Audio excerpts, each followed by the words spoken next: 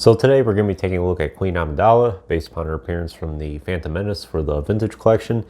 And this is a really good action figure. It's probably one of the more overlooked action figures, I think, from the TBC line. Not overlooked as in people forget about it, but overlooked meaning it just doesn't get appreciated as much as what it is. So today, personally, I think it's probably the best Queen Amidala action figure we've gotten so far.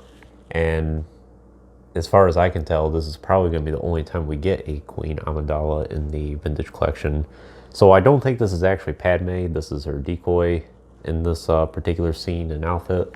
This is when Jar Jar confronts the Queen about the Naboo invasion, and then Captain Panaka comes in and informs the Queen about nomination for Palpatine for Supreme Chancellor. So I'm pretty sure that's actually Padme's decoy in that scene. But anyways, we'll talk more about this action figure here in a minute. First, I'll show you the package that she comes in. So this particular action figure you see here is the original release, and here is the re-release that came out about a year and a half ago at this point.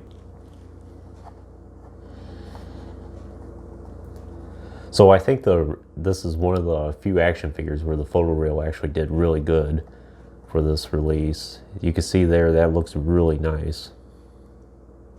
And the original is great as well. I don't think one is really better than the other. It's mostly just whichever you find or whichever is more appealing to you.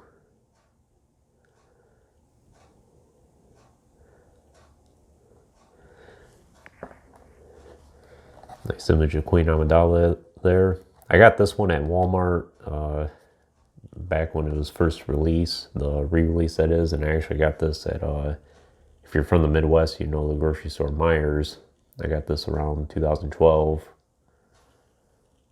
at that store. This is VC84. So she originally came out in the Phantom Menace wave back when we got Darth Maul, Qui-Gon, Obi-Wan for the Vintage Collection. And it was a kind of a controversial wave. It had a lot of great hits in it, but also it had a lot of peg warmers that sat on the shelves forever. This one, it wasn't too bad. Sometimes I could find it in stores like a year later after it was released, but for the most part, it wasn't too bad. Some of the other ones that were released in the repack wave, I got Anakin, the TIE Pilot, and the armor reviewed on my channel. The rest will come soon.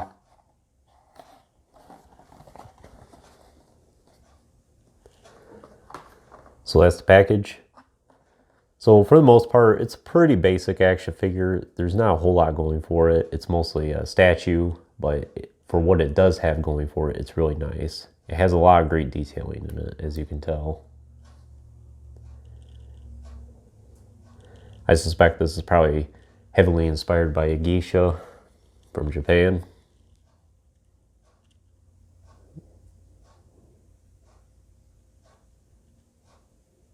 It looks really nice.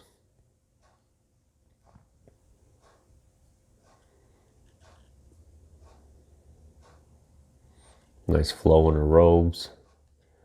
And it is all plastic, which is perfectly fine. It doesn't hinder her in any way.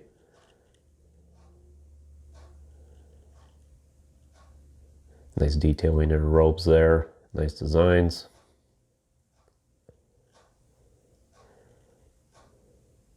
Very nice head sculpt. Very crisp paint as well. Nice detailing in her hair there. So in terms of the articulation, she does have the ball joint in the neck, and hinged shoulders and hinged elbows as well. And she also technically has hinged wrists. As you can see there, it's a very unique design for this. Mostly it can go up and down motion. I think technically you could get a little bit of side-to-side motion out of it. Yeah, you can see that there, but pretty unique articulation there. So she technically does have hinged wrists and a swivel waist, and that's it. It's basically just a statue from the waist down, which is perfectly fine. How many poses are you going to want this type of Queen Amidala in anyway? So as far as accessories, all she came with was just her standard Naboo blaster there that we've gotten with just about every Padme release on the planet. Nothing too unique about it. Just the same one we've always been getting. Small accessory. And she holds it pretty well in her hand.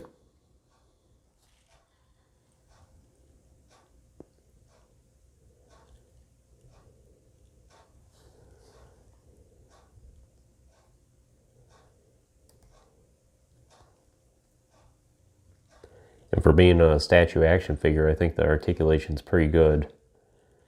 Definitely get just about every pose you possibly can out of it.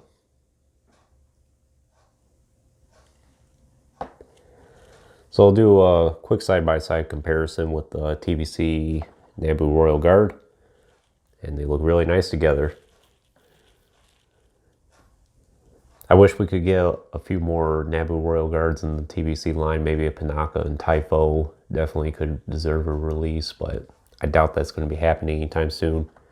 There is a really good Typho action figure in the Legacy Collection line, which I do have and I'll review eventually as well.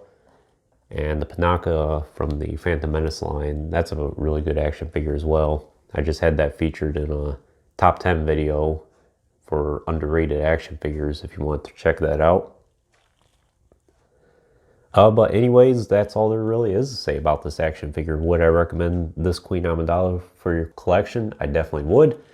I think it's probably the best one to date. The one from the Power of the Jedi line that's reviewed on my channel as well is a contender for the #1 Queen Amidala spot, but this one's right up there with it. Fairly affordable, I think. You could probably find it in the $10 to $20 range still, both the original release or the re-release.